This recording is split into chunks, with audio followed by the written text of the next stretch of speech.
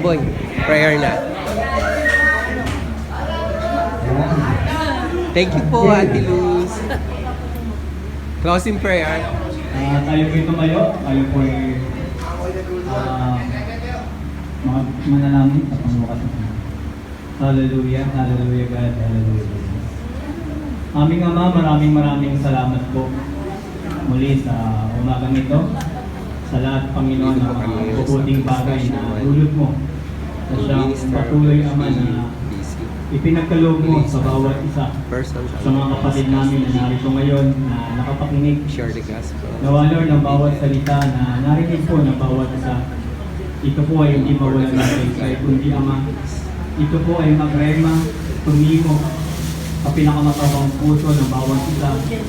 At maalala nila, Ama, ang iyong kabutihan sa bawat araw ng kanilang buhay, sa kanilang pag-isip, sa lahat ng oras. Lord, ng kanilang mga ginagawa ay patuloy, Ama, na ikaw po ang patuloy na maparangalan at mapapurihan sa buhay. Panginoon, sa mga kapatid namin na narito sa loob ng leyes na to, na hindi po dinadalaw.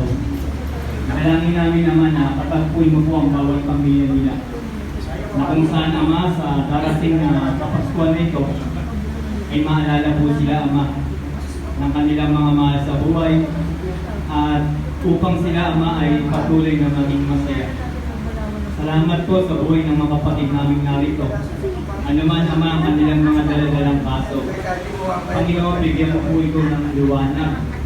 Sino man, Ama, ang mga kabigatan sa kanilang mga mahal sa buhay, sa kanilang pamilya, Ama.